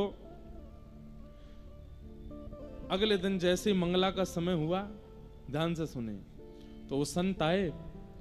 मदन मोहन जी उसी समय भीतर प्रवेश कर रहे थे मंदिर में, तो संत आकर के बड़े दुखी होकर के खड़े हो गए। तो मदन मोहन जी ने सूरध्वज जी ने उनका मुख देखा, बोले भगवान दर्शन करने चलो, मंगला हो रही है। बोले कैसे जाऊं? बोले क्यों? इतनी महंगी मेरी पादुका कल कोई चुरा ले गया था, परसों नहीं पहनी, उस दिन भी कोई चुरा ले गया, रोज मेरी पादुका कोई ले जाता। अब मैं सोच रहा हूं कि पादुका उतार के कैसे जाऊं भीतर। सूरध्वज जी बोले मुझे ये सेवा दीजिए, आप दर्शन करो, मैं आपकी पादुका लेके बैठा हूं, आप जब दर्शन करके आ जाओगे आप पादुका पहन लेना, फिर मैं कर लूंगा दर्शन, और ये तो मेरी सेवा है, ये तो मेरा सौभाग्य है। ये एक बात यहां पर नाभाजी ने कही है, बहुत सुंदर है। भगवत पदत्राण की अपेक्षा भक्त पदत्राण की सेवा सुलभ एवं श्रेष्ठ है। क्या बात कह रहे हैं? ठाकुर जी के चरणों की सेवा आपको नहीं मिल सकती, तो जब तक ठाकुर जी के चरण नहीं मिल रहे तब तक क्या करो? बोले भक्तन की चरण सेवा करो। ठाकुर जी के चरणों की सेवा अभी इतनी जल्दी नहीं मिलेगी, पहले भक्तन की चरण की। मैंने एक दिन कथा परसों में कहा था कि भाई कहीं नौकरी चाहिए हो तो अपना रिज्यूम दिखाना पड़ता है कि कितना एक्सपीरियंस है। श्री जी और ठाकुर जी के चरणों की हम जब अपेक्षा करते हैं तो श्री जी और ठाकुर जी तो कुछ नहीं कहते, वो तो कहते हैं आ जाओ भाई कर लो सेवा, लेकिन अष्ट सखियां रोक देती है ना, पहले अपने हाथ दिखा कैसे है, हाथ कठोर तो नहीं है। हमारी श्री जी ठाकुर जी के चरण बड़े कोमल है, तू कठोर हाथन ते छुए गो, कहीं श्रम है क्यों? तो हमारे हाथ देखते ही अष्ट सखियां हमको मना कर देना, ये चरण नहीं देंगे। क्यों? तेरे हाथ बड़े कठोर हैं। बोले हाथ नरम कैसे होते हैं? बोले अगर तूने खूब भक्तन की सेवा करी होती तो तेरे हाथ नरम हो जाते। संतों की सेवा, रसिकों की सेवा, भक्तों की सेवा, हरिजनों की सेवा। और इसका मतलब ये नहीं कि हाँसी में प्रतीक्षा करो कि कोई व्रज से आवे, अयोध्या से आवे, चित्रकूट से आवे तो ही हम उसकी सेवा। हम तो कह रहे हैं आप अगल बगल में जो ये बैठे हैं सब हरिजन हैं, सब हरि भक्त हैं जो कथा में आए हैं। बैठे बैठे उनके ही चरण दबाते रहा करो। आप कथा सुन रहे हो भैया, वो कहे अरे भैया मत दबाओ, तो तुझे कौन कह रहा तू मेरे दबा मैं तेरे दबाऊं? हाँ, दोनों एक दूसरे के दबाते रहो। ऐसी हरि सेवा। जैसे ही बगल वाला श्रोता उठ के खड़ा हो कथा के विश्राम में, उसके नीचे की रज थोड़ी माथे से लगा लो, उसको पता ना चले, उसको अभिमान हो जाएगा, देखो मेरी भक्ति से रीझ के मेरी सेवा कर रहा है, पर ये आपके लिए बताया जा रहा है। हरि जनों की सेवा का मतलब कोई जरूरी नहीं कि व्रजवासी हो, अयोध्यावासी हो, चित्रकूटवासी हो, जगन्नाथपुरी वासी हो, द्वारिका वासी हो। कोई भी जो हरि कथा में रुचि रखता है, हरि सेवा में रुचि रखता है, वो सब हरि जन है, उनकी सेवा करो। बगल में बैठे किसी को प्यास लग रही है, आपने पानी पिला दिया। अभी कई लोग हैं अपनी पंखा कर रहे हैं, बगल वाले करो तो गर्मी नहीं लगे। अरे भैया नहीं, तो तू मेरी करना, मैं तेरे कर रहा हूं, तू मेरी कर। दोनों एक दूसरे की सेवा करो। हरि जनों की सेवा, इससे क्या होता है? आपका रिज्यूम अच्छा होगा। ये जब ललिता विशाखा श्री जी की सेवा में लेने से पहले आपको देखेंगे तो समझ जाएंगे, ओहो हरिजनों की बड़ी सेवा करी है, यानी ये ठाकुर जी की स्पर्श का अधिकारी है, तब ठाकुर जी की सेवा में लेते हैं। तो एक और बात यहां पर नाभाजी ने बहुत अच्छी लिखी है कि ठाकुर जी की सेवा का फल क्या है? ठाकुर जी के भक्तों की सेवा मिलना, ये ठाकुर जी की सेवा का फल है। समझ में आई बात? जिसने अपने ठाकुर की खूब सेवा करी होगी, उसी को अपने जीवन में किसी हरि भक्त की सेवा करने का अवसर मिलेगा। कितनी बड़ी बात है।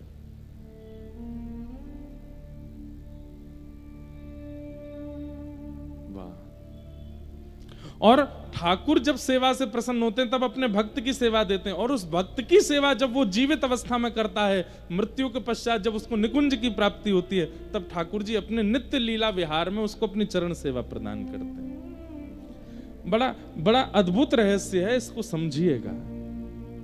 आपने अपने घर के ठाकुर की सेवा अगर मंगलमय रूप से नहीं करी तो आपको कभी जीवन में किसी भक्त की सेवा नहीं मिल सकती। लेकिन आपने अपने ठाकुर की सेवा यदि करी होगी तो आपके घर भक्त आएंगे, उनकी सेवा भी मिलेगी और उनको उनकी कुछ सेवा करने को अवसर भी प्राप्त होगा। तो सूरध्वज जी महाराज उन संत से बोले, आप भीतर दर्शन करने जाओ, मैं आपकी पादुका की रक्षा करता हूं, और जब आप आ जाओगे तब मैं चला जाऊंगा। संत बोले नहीं नहीं नहीं, तुम्हारा नित्य का मैं देख रहा हूं 3 दिन से, तुम सुबह मंगला दर्शन और फिर श्रृंगार दर्शन और फिर ग्वाल दर्शन, बालभोग दर्शन और सब राजभोग दर्शन, उत्थापन दर्शन, अष्टयाम दर्शन करते हो, मेरे कारण तुम्हारे दर्शन छूटेंगे। अरे नहीं, आप जाइए ना, आप दर्शन करिए, मंगला छूट जाएगी तो मैं अगला श्रृंगार दर्शन कर लूंगा, आप जाओ। और संत जैसे ही भीतर गए, सूरध्वज जी उन पादुकाओं को हृदय से लगा के बैठे और मन में क्या विचार कर रहे हैं? बोले एक पादुका श्याम सुंदर, दूसरी पादुका किशोरी जी हैं। आज तक तो ठाकुर जी दूर से दिखते थे, लेकिन आज मेरे हृदय से लग गए हैं, और लेख करके बस रोने लगे। मेरे प्रिया प्रियतम दोनों मेरे हृदय से लगे, खूब रोए अपने हृदय से लगा करके। वो संत भीतर गए, वो तो परीक्षा लेने आए थे, मंगला के दर्शन करके भीतर ही खड़े रहे, बाहर आए ही नहीं। घंटा 1.5 घंटा बाद श्रृंगार का दर्शन खुल गया, संत बाहर आए ही नहीं, भीतर ही बैठ गए। बोला आज देखता हूं, बड़ा कहते हैं संतन की पनही को रक्षक कहाऊं, कभी तो चिढ़ेगा, कभी तो परेशान होगा, चिल्ला करके बोलेगा कि निकलो बाहर, कहां अंदर बैठ गए हो। लेकिन सूरध्वज जी तो बस ऐसे ही बैठे। धीरे धीरे उजाला हो गया, धूप तेज हो गई, श्रृंगार का दर्शन बाल भोग का दर्शन, ग्वाल का दर्शन, राजभोग तक आ गया। 12 बज गए दोपहर के, सूरध्वज जी ऐसे ही बैठे। मंदिर बंद हो गया, संत जी अंदर ही सो गए। 4 बजे पुनः उत्थापन हुआ। उत्थापन होते ही देखा तो बाहर अभी भी ऐसे बैठे हैं। थोड़ी और परीक्षा ले लूं। औलाई हो गई, ब्यारू हो गया, शयन के दर्शन हो रहे हैं, लेकिन अभी भी सूरध्वज जी ऐसे ही बैठे। संत का हृदय पिघल गया। बोले कि ये कहते नहीं है, ये है इनके चित्त में, ये संतों की पनही के रक्षक हैं। निकल करके साधु बाहर गए और जाकर के सूरध्वज जी को हृदय से लगा लिया, कान पकड़ने लगे, मुझे क्षमा कर दो, मैंने आपकी परीक्षा लेनी चाहिए। कल जब आपके मुख से सुना संतन की पनही को रक्षक कहा हूं, इसलिए जानबूझ करके ऐसा किया कि आपके दर्शन छूटे और अपनी पनहियां आपके हाथ में दे दूं। मुझे अब आप जल्दी जाओ, शयन का दर्शन बंद होने वाला, आपका नियम ना टूटे, मदन मोहन जी को देख आओ। तो सूरध्वज जी के नेत्र सजल हो गए। बोले मैं सुबह से दर्शन ही कर रहा हूं, हे नाथ, आपने आज मुझ पर इतनी बड़ी कृपा की कि मेरे वर्षों की मदन मोहन जी के दर्शन का फल आज मुझे प्राप्त हुआ। प्रिया प्रियतम दोनों मुझे निकुंज में लेकर के गए थे, नेत्र बंद करके मेरा शरीर यहां बैठा था, पर मैं प्रिया प्रियतम के साथ विहार कर रहा था। आज उन्होंने मुझे सहचरी बनाया, सखी बनाया, अपने रास का अनुभव कराया। आपकी पादुका हृदय से लगते ही मानसी प्रकट हो गई। अरे मैं तो घंटों से मानसी में आनंद ले रहा था। ठाकुर जी कभी रबड़ी पवा में, श्री जी कभी मलाई पवा में, यहां से ललता विशाखा आदि सबके दर्शन हुए आज मुझे। हे नाथ, आपकी चरण की पनैया के इतने बड़े सौभाग्य की मेरे को प्राप्त होते ही आज अष्टयाम का दर्शन हो गया। साधु बोले मुझे पता है ये सब तुम इसलिए बोल रहे हो कि मुझे बुरा ना लगे, लेकिन तुम जाओ भीतर दर्शन। बोले देखो मैं आपको बताऊं। बोले हाँ। मैं भीतर तो नहीं गया। बोले नहीं, आज ठाकुर जी ने नीली पोशाक पहनी थी ना, आज ठाकुर जी ने स्वर्ण का आभूषण धारण किया था, आज ठाकुर जी ने ऐसी टेढ़ी पाग पहनी थी, उस पर ऐसा सिरपेच था, ऐसी इत्र, और सब कुछ बता दिया। इत्र ऐसा था, प्रसादी ऐसी थी, प्रसाद में ये वाली कड़ी बनी थी, ऐसी रोटी बनी थी, सब बता दिया महात्मा को। महात्मा के तो हाथ पैर कांपने लगे। सूरध्वज जी को हृदय से लगे, आप सुबह से बाहर बैठे, आपको कैसे पता? बोले बस आपकी पादुका का स्पर्श होते ही सब मिल गया। बंधुओं, कई बार हरिजन बहुत श्रेष्ठ है तो ही हम पर हरि कृपा होगी, नहीं, हरिजन कैसा भी है हम उसके प्रति पूर्ण निष्ठा रखें तो ठाकुर जी कृपा करते हैं। सूरध्वज जी जैसे ही मंदिर की ओर गए, कपाट तो बंद हो गए थे, शयन आरती हो गई थी, हाथ जोड़ करके बैठ गए। बोले जय जय, आज आपके दर्शन मानसी में हुए, प्रत्यक्ष नेत्रों को नहीं मिले, पर कोई बात नहीं, आपने बड़ी कृपा की जो ऐसे महात्मा की पादुका मुझे प्रदान की। मैं आपकी देहली को प्रणाम कर लेता हूँ। कल मुझे संडीले वापस जाना है, इसलिए मैं यहीं प्रणाम करके जा रहा हूँ। जैसे ही अपना सिर नवाया, सब मंदिर से जा चुके थे रात्रि का समय, जैसे ही सिर नवाया तो देहली पर उनको पत्थर का अनुभव नहीं हुआ, कोमल कोमल कोमल चरणार विंदों का अनुभव हुआ। जैसे ही नेत्र खोल करके देखा, साक्षात श्री मदन मोहन जी प्रकट हो गए हैं, और प्रकट होकर के सूरध्वज जी को अपने हृदय से लगाते, एक क्षण के लिए हृदय से लगा के मदन मोहन जी अंतर ध्यान हो गए। ऐसे सूरध्वज।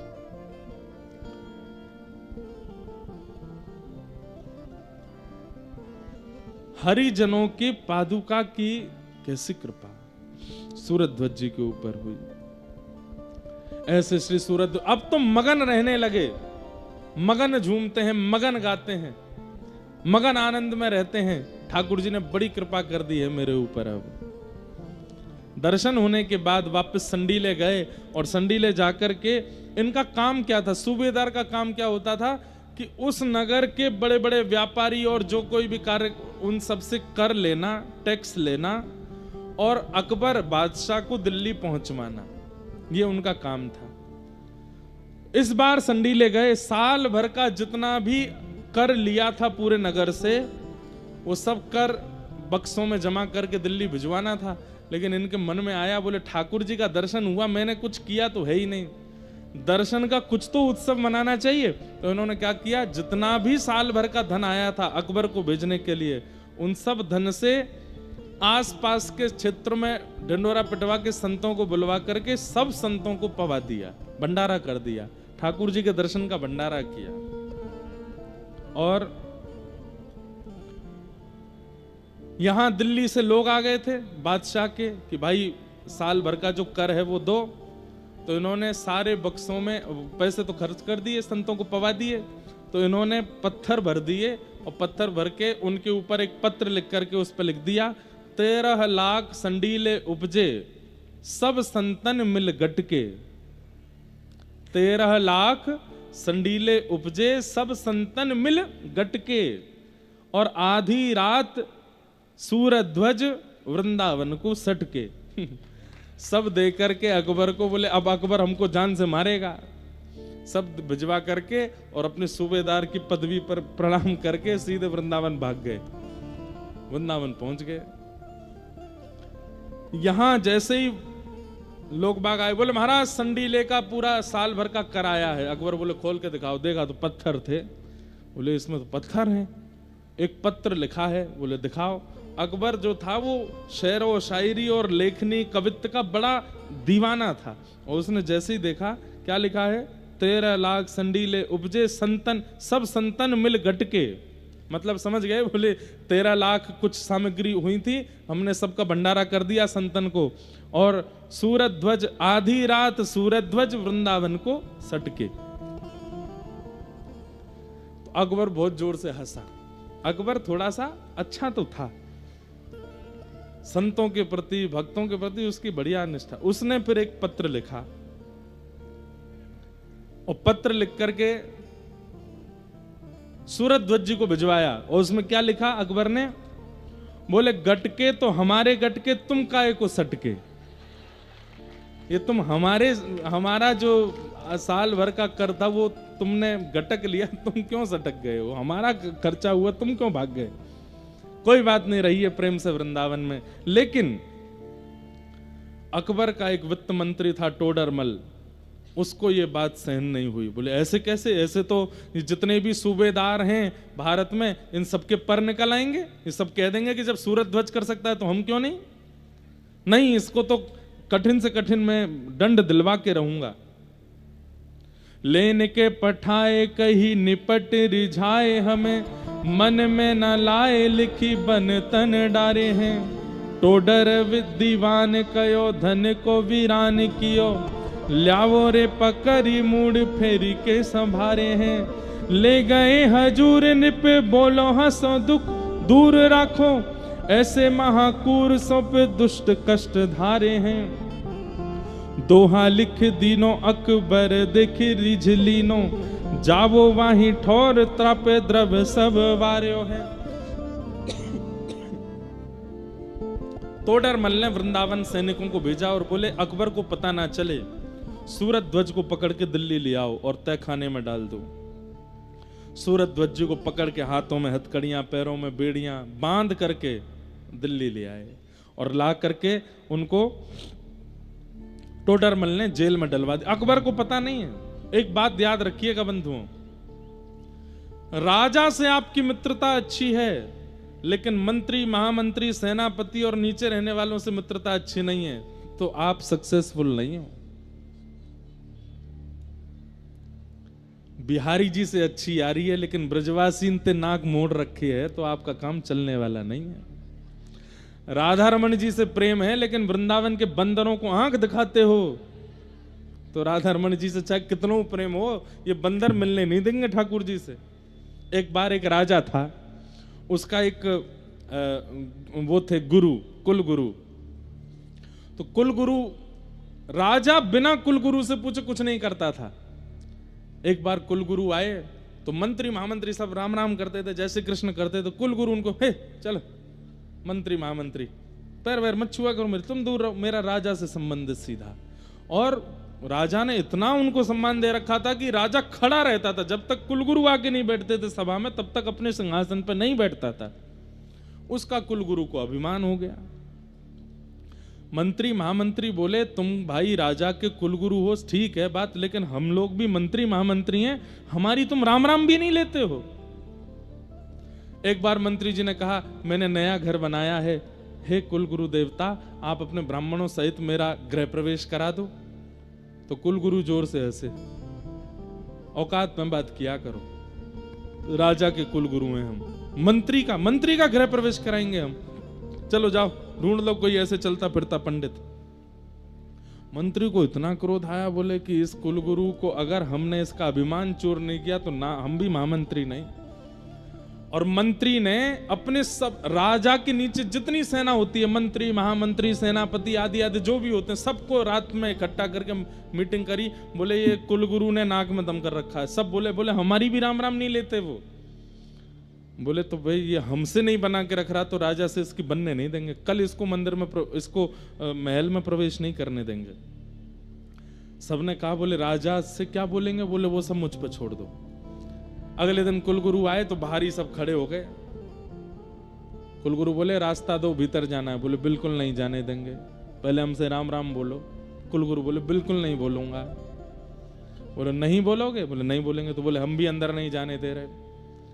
कुलगुरु बोले मैं यहीं अनशन व्रत पे बैठ जाऊंगा और राजा को पता चलेगा तुम सबको फांसी पे लटका देगा। बोले राजा को पता लगेगा तब ना, हम पता लगने ही नहीं देंगे। वो अनशन पे बैठे तो सारी सेना उनको उठा करके ले गई, दूर जंगल में जाके फेंक आई, मिलने ही नहीं दिया। वो घूम घूम के और भी 3-4 बार 10 बार आ गए, लेकिन राजा ने सेनापति मंत्रियों ने मिलने नहीं दिया। यहां भीतर राजा ने पूछा, हाँ भाई ये कुलगुरु देवता हमारे क्यों नहीं आए? बोले वो कल आपको बताना भूल गए थे, पास के एक शहर में उनकी कथा है तो 7 दिन के लिए वो वहां गए हैं। बोले थे कि राजा को बता दे, कभी कभी कथा करने जाते थे वो। राजा बोले अच्छा, गुरुदेव तो हमेशा बता के जाते थे कथा में, इस बार भूल गए होंगे, कोई बात नहीं। तो 7 दिन तो ऐसे निकले। 8वां दिन आया, राजा बोले गुरुजी की कथा हो गई होगी, वो आए नहीं। तो मंत्री रोते रोते बोला क्या बताएं, कल कथा करके लौट रहे थे? बोले हाँ, रास्ते में ही हृदय गति रुक गई उनकी, पधार गए गुरुजी। गुरुजी तो वैकुंठ चले गए। राजा इतना रोया, मेरे गुरुदेव पधार गए? बोले हाँ, मुझे जल्दी लेके चलो, मुझे उनके अंतिम संस्कार में जाना है। बोले नहीं नहीं भगवान, आप नहीं जा सकते। बोले क्यों?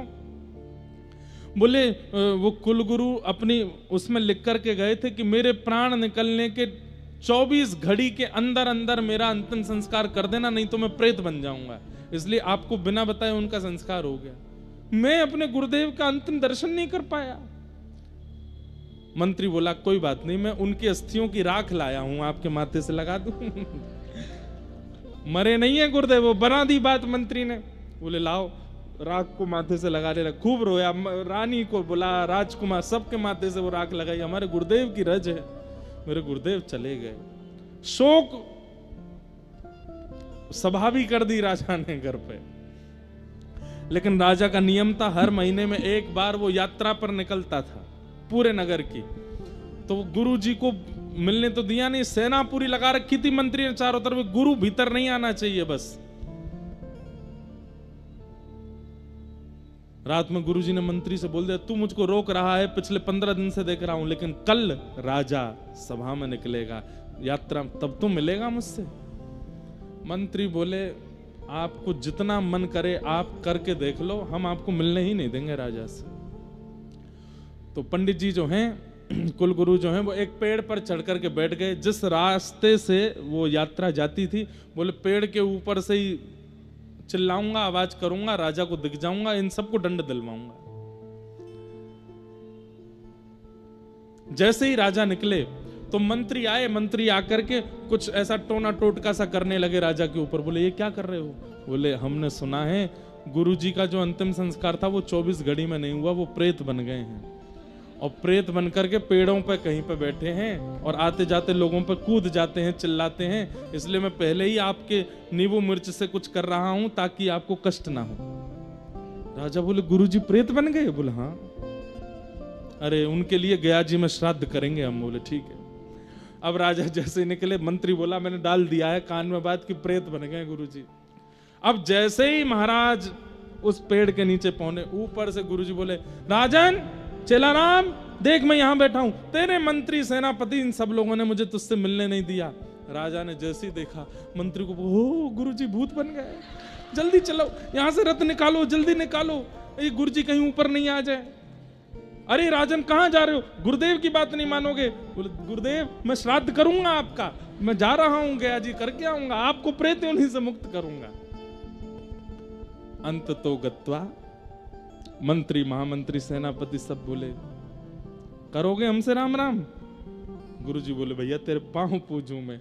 बोले कि राजा से भले ही तुम्हारा संबंध है, लेकिन नीचे वालों से बिगाड़ के रखोगे तो ऊपर वाले से मिलने का कोई फायदा नहीं है।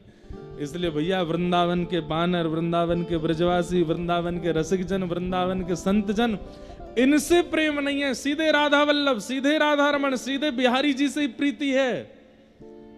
तो फिर देख लेना ये मिलने नहीं देंगे अगर निकुंज में पहुंच भी गए तो। इसलिए एक बार को राधा वल्लभ जी का दर्शन ना हो चलेगा, राधा रमण जी का दर्शन ना हो चलेगा, बिहारी जी का दर्शन ना हो चलेगा, बंदरों को केला खिलाएंगे, संत जनों की सेवा करेंगे, ब्रजवासियों से खूब प्रेम से मिलेंगे, खूब आनंद करेंगे, नीचे वाले इनको प्रसन्न रखेंगे ताकि ऊपर वालों अपने आप राजी आ जाए। लेकिन नीचे वाला राजी होता है तो ऊपर वाले से मिलवा ही देता है। अगर प्रधानमंत्री आपका मित्र है तो आप उससे नहीं मिल पाओगे, लेकिन प्रधानमंत्री का पीए आपका मित्र है, पूरा शेड्यूल बता देगा, 5 बजे यहाँ रहेंगे, 6 बजे यहाँ रहेंगे, 7 बजे वहां रहेंगे, 8 बजे चाय पियेंगे, वहीं आ जाइए मिलवा दूंगा मैं। पीए मिलवा देगा, प्रधानमंत्री नहीं मिलेगा। आपका कोई बहुत बड़ा मित्र अधिकारी बन गया हो तो आपने भी अनुभव किया होगा, नहीं मिलता वो, अधिकारी का जो सेक्रेटरी है उससे मित्रता कर लो, वो मिलवा देता है। ठीक वैसे भैया इस संत जन ठाकुर जी के सेक्रेटरी हैं, हरिजन ठाकुर जी के सेक्रेटरी हैं, इनसे प्रेम बना करके रखो।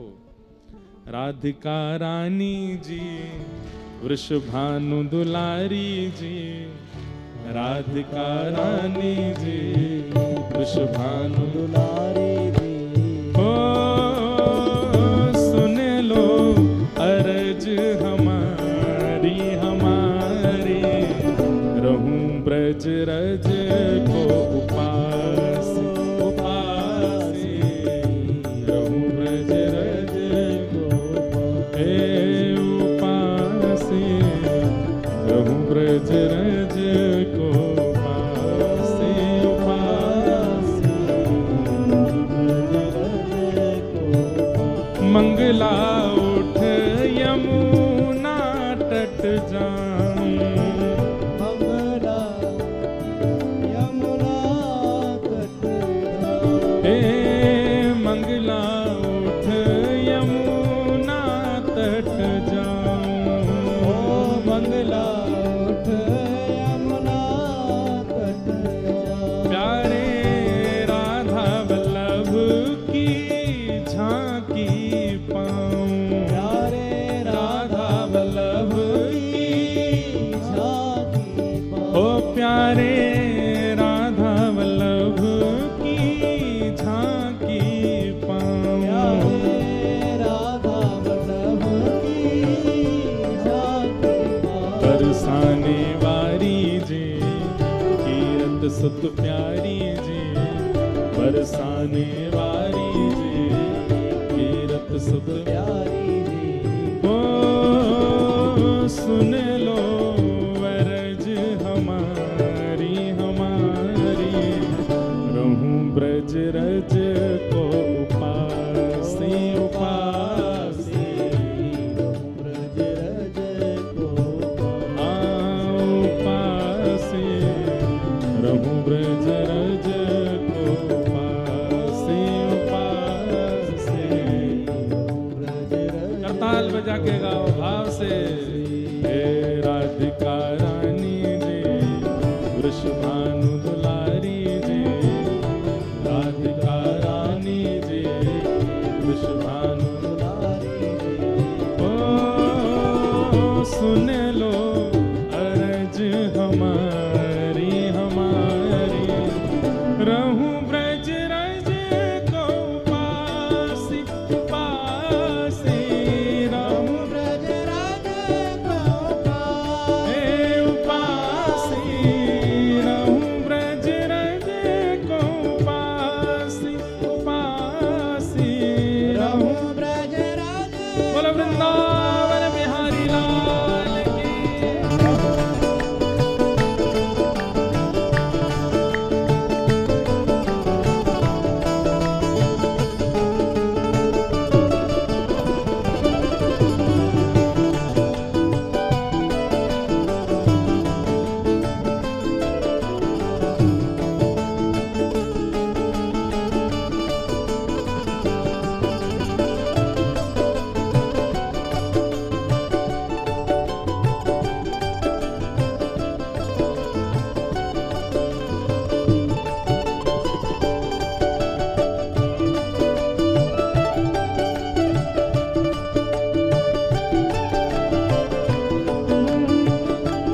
और वृंदावन में क्या करें?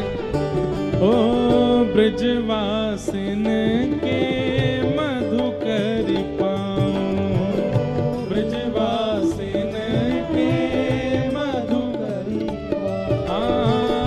ब्रजवासिन के मधुकर पाऊं, ब्रजवासिन के मधुकर, प्यारे राधा रमण से नैन लगाऊं, राधा रमण से,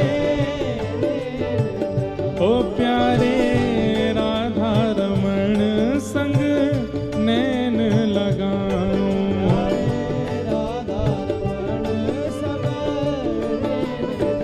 अति भोली भारी जी सुनो अरज हमारी जी, अति भोली भारी जी, अति भोली भारी जी सुनो अरज हमारी जी, अति भोली भारी जी सुनो अरज हमारी जी, ओ सुन लो अरज हमारी हमारी, रहूं ब्रज रज को उपासी उपासी, रहूं ब्रज रज को उपासी उपासी, रहूं ब्रज रज को उपासी उपासी, रहूं ब्रज रज को। और वृंदावन का तीसरा नियम क्या है? रसिक जनन की सेवा पाऊं, रसिक जनन की सेवा पाऊं, हो रसिक जनन की सेवा पाऊं, रसिक जनन की सेवा पाऊं, प्यारे कुंज बिहारी के दर्शन पाऊं, प्यारे कुंज बिहारी के दर्शन पाऊं, प्यारे रसिक बिहारी के दर्शन पाऊं, प्यारे रसिक बिहारी के दर्शन, ऊंचे महलन वारी जी वृषभानु दुलारी जी, ऊंचे महलन वारी जी। और एक बात और बोलो, ऊंचे महलन वारी जी गिरधर की प्यारी जी, ऊंचे महलन वारी जी गिरधर की प्यारी, ओ सुन लो अरज हमारी हमारी, रहूं ब्रज रज को उपासी उपासी, रहूं ब्रज रज को उपासी उपासी, रहूं ब्रज रज को उपासी उपासी, श्री सूरत ध्वज जी को पकड़ करके ले गए और वहां एक दस्तम खां नामक, अब खड़े रहो, अभी बैठो नहीं, खड़े खड़े सुन लो, 10 मिनट की कथा और है, कीर्तन करते हुए हम निकलेंगे, हमको जल्दी पहुंचना है। तो दस्तम खां नामक एक बड़ा क्रूर जेलर था, उसके हवाले कर दिया। वो इनको इतना मारता था, इतना प्रताड़ित करता था कि हाँ श्री जी, हाँ मदन मोहन कह करके रोते थे। इन्होंने 6 महीने तो उसकी मार सही, उसके बाद कहा कि मैं अकबर को कुछ लिख दूं। तो जानते तो थे कि अकबर जो है वो लेखनी का बड़ा रसिक है। तो इन्होंने अकबर को एक पंक्ति लिख करके भेजी। क्या लिखा? एक तम अधियारो करे शून्य दई पुण्य ताही, दस्तम ते रक्षा करो दिनमणि अकबर शाही। क्या कह रहे हैं? बोले कि भैया एक तम, तम कहते हैं अंधेरा को, एक तम जो है उसको उजाला कर देता है एक मणि। लेकिन यहां तो आपने मुझे 10 तम के हवाले कर रखा है। ये 10-10 अंधेरे एक साथ मेरे को घेरे बैठा, इतने प्रताड़ित करता है। हे अकबर, आप तो उजाले हो साक्षात, कृपा कर इससे मेरी रक्षा करो। अकबर ने जैसे ही पत्र पढ़ा, अब उसको जब साक्षात मणि का रूप बताया, अकबर ने तुरंत कहा, बोले सूरत ध्वज जी को खोल दो। और सूरत ध्वज जी को पत्र लिख करके अकबर ने क्या लिखा, बोले क्या, रीझ अनुरागे हूं रीझ लीनी और, जावो वहीं ठोर तापे द्रव्य बारे सब लोर। बोले भैया हम तुमसे बड़े रीझ गए, अब तुम वहीं चले जाओ। बोले कहाँ चले जाओ, जिस पे तुमने हमारे वो संडीले साड़े उड़ा दिए थे, उन्हीं की शरण में चले जाओ। श्री सूरत ध्वज जी महाराज मुक्त होकर के वृंदावन की रज में आ गए। श्री मदन मोहन जी के चरणों में आकर के खूब रोए, खूब आनंदित हुए और कहा कि नाथ बस अपनी शरण ग्रहण करा दो। बस ऐसा कहते कहते सूरत ध्वज जी एक दिन ठाकुर जी के सुंदर रास पूर्णिमा का दिन था, शरद पूर्णिमा के दिन रास का अनुभव करते करते ठाकुर जी में विलीन हो गए। बोलो भक्त वत्सल भगवान की।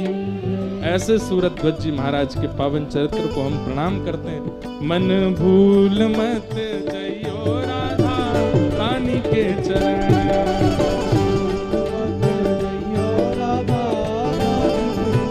मेरे मन भूल मत जइयो राधा रानी के चरण,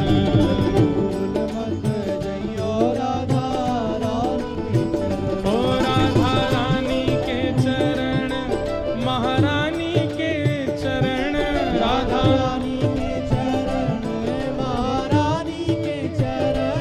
श्यामा प्यारी के चरण, राधा रानी के चरण,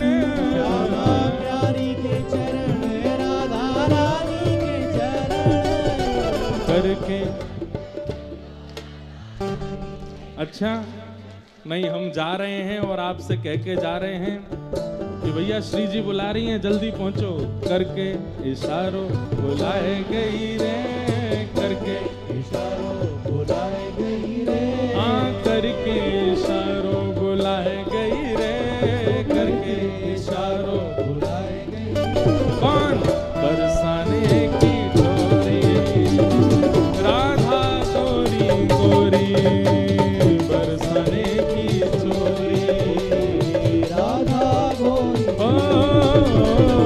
बरसाने की चोरी, राधा गोरी गोरी, बरसाने की चोरी, राधा गोरी।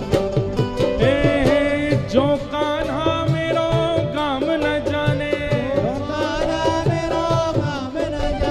जो कान्हा मेरो काम न जाने, ओ जो कान्हा मेरो काम न जाने, जो कान्हा मेरो काम न जाने, ऊंचो बरसानो बताए गई रे, ऊंचो बरसानो बताए गई रे। आपको धूप लग रही है, बहुत बेचारे परेशान हो रहे, अरे भुजा उठा के गाओ। ऊंचो बरसानो बताए गई रे, ऊंचो हाँ ऊंचो बरसानो बताए गई रे, ऊंचो बरसानो बताए गई। कौन?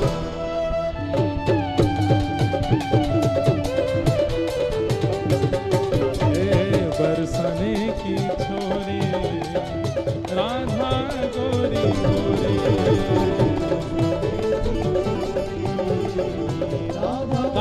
जय राधे राधे, जय राधे राधे, वृषभानु दुलारी, तीरथ सुत प्यारी, हमारी प्यारी, वृंदावन वारी, श्री कृष्ण प्यारी, बरसाने वारी, जय राधे राधे, श्री राधे राधे, जय राधे राधे, श्री राधे राधे, जय जय श्री राम, जय जय श्री राम, जय जय श्री राम।